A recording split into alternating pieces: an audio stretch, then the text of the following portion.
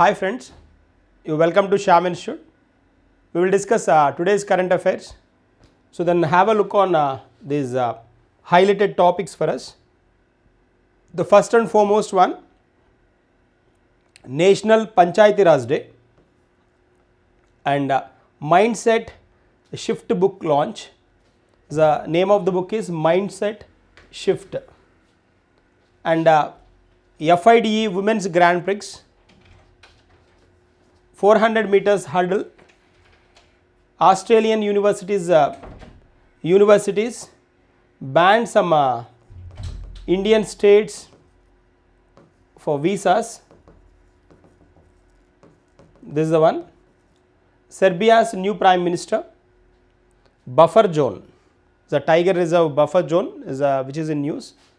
ISSF Lima World Cup liquidity coverage ratio. These are some highlighted topics. In addition to this, we will discuss some points. So then we will move to the concepts. Have a look on the first one. National Panchayati Day, Panchayati Raj Day or Panchayats Day is observed on April 24th. Several times asked this one in examinations, in almost all examinations. National Panchayati Raj Day observed on April 24th. Okay. So what is the importance, like why it is called a Panchayati Raj Day? The reason behind this one is the lower level, from the lower to low to the top level, development of the rural areas is a main objective. So based on that, they introduced a 73rd Constitutional Amendment Act, 73rd Constitutional Amendment Act, that was 30 years back. In 1991, officially that was 1991, officially it was introduced 1991 September 16th, it was introduced in Parliament. 1991 September 16th. In 1992 December 22nd, which was accepted, and the around 17 states accepted this one first time. And in 1993, by the time the president was Shankar Dayal Sharma accepted and given consent on April 20th 1993, April 20th 1993, and 1993 April 24th observed as a National Panchayati Raj Day. So it was happened on 1993 April 24th observed as a National Panchayati Raj Day. And then by the time it was not officially considered as a April 24th considered as a National Panchayati Raj Day, but in 2010, by the time the Manmohan Singh was the Prime Minister, during his period, so then he knows the efforts of this Panchayati Raj system. That's the reason he mentioned and then he announced April 24th as a Panchayati Raj Day, National Panchayati Raj Day. That's how then it was evolved. So here, like in 2009, 110th Constitutional Amendment Act was introduced, and then they brought several changes in this particular system, this particular Panchayati Raj system. And here, like the system follows like this: Gram Panchayat, Panchayati Samiti and Jilla Parishad. This is the three-tier structure. And then the father of Panchayati Raj system, Balwant Rai.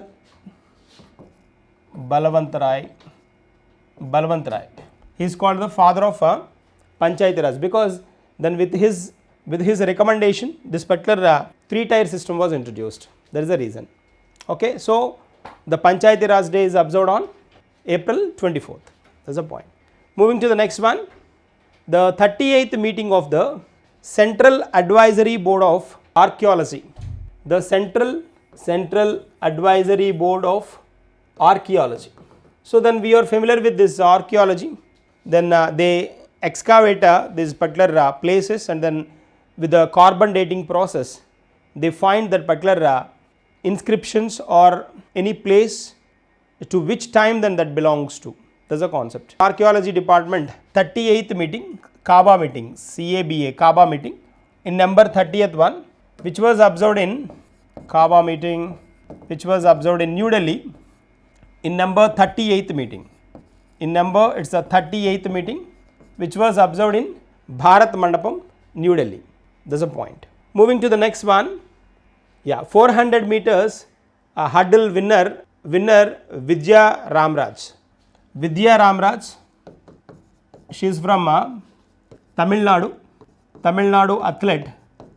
She recently she cleared the 400 meters hurdle, which was this particular event was held at Kochi, Kerala, and she won the event.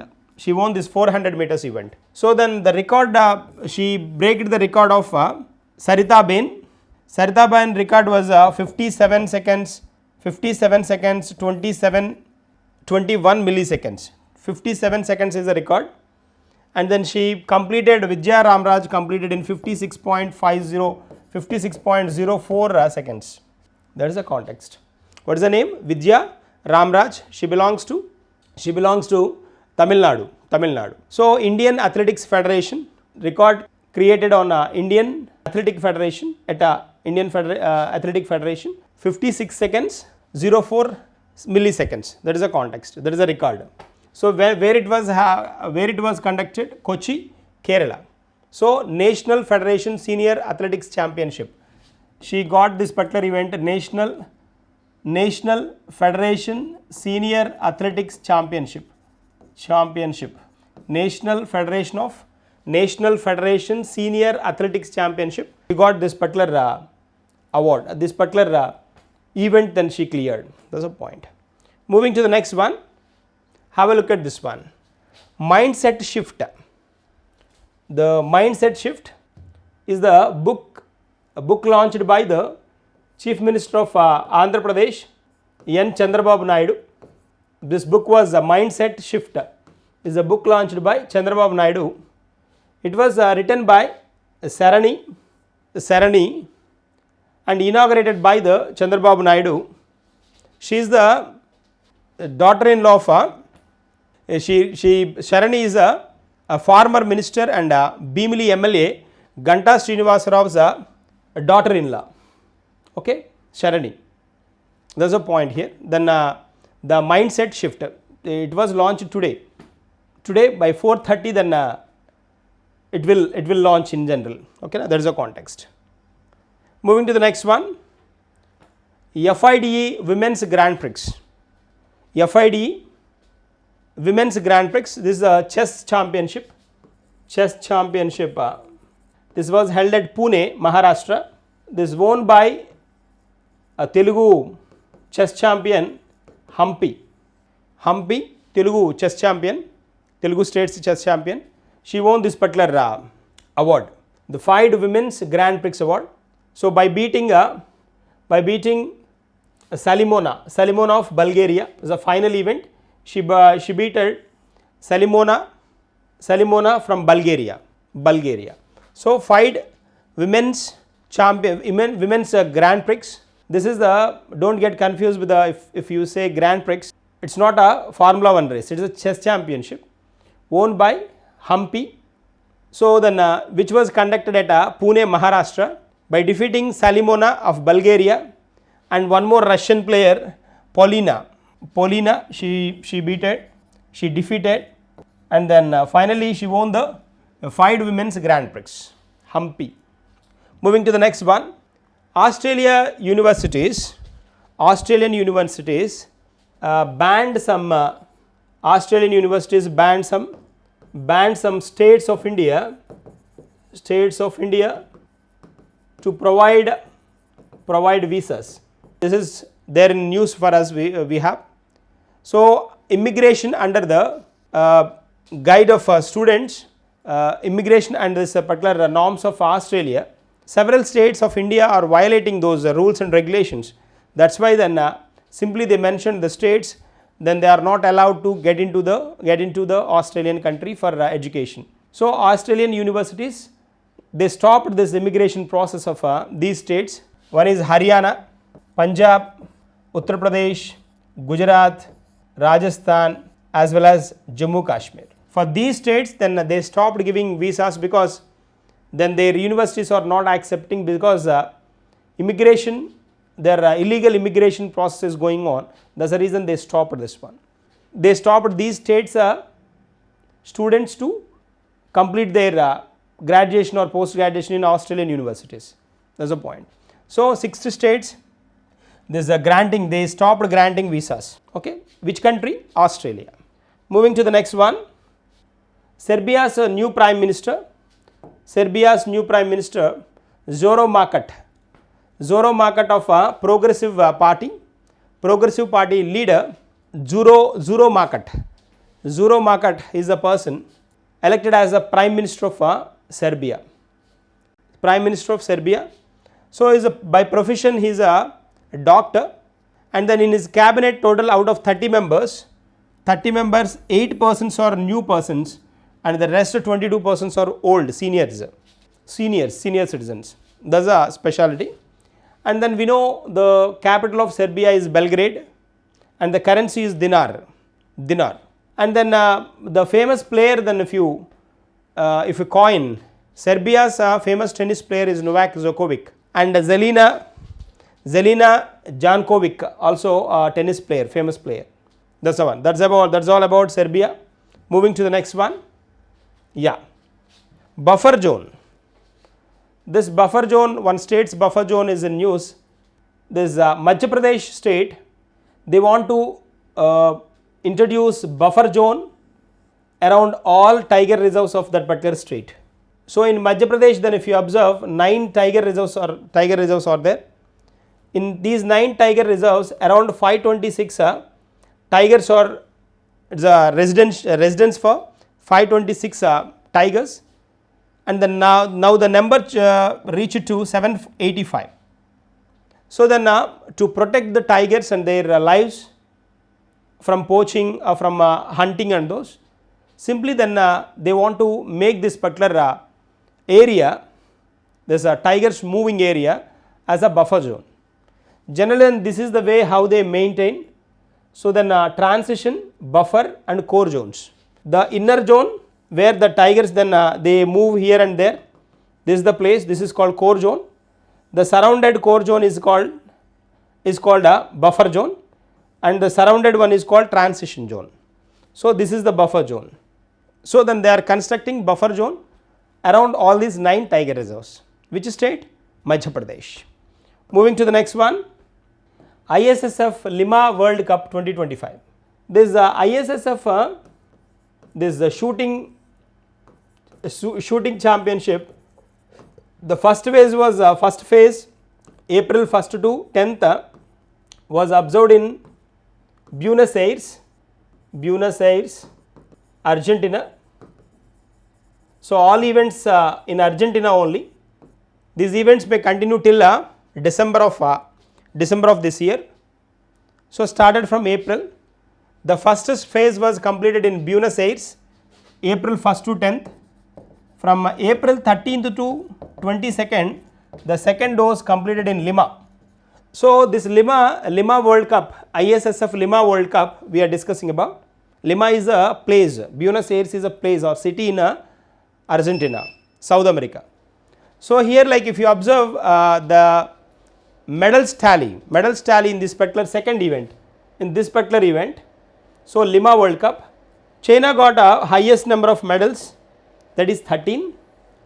Followed one is US, China first, US next, India 7 and US as well 7, 3 each by Czech Republic and Norway. 3 each. India's medals, then if you observe, 2 gold medals, 4 silver medals, 4 silver and 1 bronze medal. China got total 13, 4 gold, 3 silver and 6 bronze. That is the highest bronze by China only. And then US 4 gold, 2 silver and 1 bronze medal. India anyways, then they may ask medals of India, 2, 4, 1, gold, silver, bronze, 241. Okay, 241 is not 241, 2 gold, 2 silver and 1 bronze. That is the point. Moving to the next one, liquidity coverage ratio. Liquidity coverage ratio, recently in news, Reserve Bank of India reduced this particular percentage of LCR. LCR is nothing but the proportion of the high liquid assets held by the financial institutions to ensure the maintain ongoing ability to meet their short term requirement or obligations. So then to meet their short term obligations, how extent potential is that particular bank or financial institution, we 100% we know by based on their LCR. If LCR is more, if they are capable to maintain more LCR, certainly then they are comfortable to get manage the things. That is the context here. Anyways, like earlier it was 10%. Reserve Bank of India reduced this LCR to 7.5%. Now if they maintain 7.5% of LCR, then they are strong enough to handle the short term obligations. That is the context. LCR, liquidity coverage ratio. Generally banks this maintain this particular LCR. So then earlier it was 10%, right now it decreased to 7.5%. That is a point. Moving to the next one. Yeah, next one, National Federation Cup of National Federation Cup Senior Athletics Championship. National Federation Cup Senior Athletic Championship. This won by Telugu states girls in 200 meters category. Telangana girl Agasara Nandini got gold medal, and in 100 meter event athletics running wise, in 100 meters 100 meters category, Jyoti Erraji got a gold medal, 2 gold medals. Jyoti Erraji from Andhra Pradesh and then Nandini from Telangana. These 2 persons got gold medals in a 100 meter and 200 meter category. This is a point. Moving to the next one, this is a punch to the park. So then we were discussed yesterday the flashed news of a terrorist killed tourists. That's the context we discussed yesterday. So then the continuation of that, India immediately started its revenge action on Pakistan, and it immediately scissored several long term benefits given to the Pakistan, and the first one is SVES. This is the SARC visa exemption scheme. So then this is provision given to the all SARC nations, South Asian Association for Regional Cooperation. It is given to the 8 nations including India except India, 7 countries, Pak, Afghanistan, Bangladesh, Bhutan, Nepal, Sri Lanka. So Pak, Afghanistan, Bangladesh, Bhutan, Nepal, Sri Lanka and Maldives. For all these nations this particular provision is given. So simply for Pakistan, this is SARC visa exemption scheme scissored by Reserve Bank, scissored by Indian government. That's the one. And the next one, 1960 Indus Water Agreement. India suspended this particular agreement. So then India can construct any project on hydroelectric project on that particular rivers. So we will discuss that in depth. And calling back advisors, triforces, teams from Pakistan, High Commission persons then reduced from 55 to 30. Around 25 High Commissioners were reduced. And then if you observe still, if you look at this Indus Water Treaty Agreement, then with this particular agreement, hydel power, maritime as well as fishing facilitation is given to the Pakistan in general. So that was mentioned in the 1960 agreement, September 19th. That was made between, this particular agreement was turned between Jawaharlal Nehru and Ayub Khan. But like India now, it has got a upper hand on this particular agreement, and simply it can violate the agreement and then it can construct a hydroelectric project. If you observe the tributaries of this Indus river, eastern flowing rivers are Ravi, Beas and Satluj, and then western flowing rivers are Jhelum and Chenab. These two, these are western flowing. On these two rivers Pakistan has got command, and on these three rivers India has got command. So then now then India can move a step forward, and like it can violate the existing two projects like Kishan Ganga as well as a Retale project. So they introduced the standard Indus Commission later on 1960, and then on Jhelum a Kishan Ganga project was constructed on Jhelum, and India contributed several hydroelectric projects. Several times Pakistan complained on India to the World Bank regarding all these projects, but then never India felt bad on this particular one. And then with this particular the move of the Pakistan, India can construct any hydel project on these existing rivers, all 5 rivers. That is the context here. So India left from the treaty, so it suspended this particular treaty, so that India can construct in future, it can construct any project on this one. The highlight of this particular event then if we observe, after this 1960 agreement of Indus treaty, in 1965, 1971 and 1999, 3 times we fought with the Pakistan, but we never suspended this Indus treaty. But this is the time then India taken it as a challenge, and then simply then it suspended this particular Indus treaty. There is a context here. So then try to focus on this particular burning topic. These are topics for the day. We will meet in the next session with the continuation of this one. Thank you and all the best.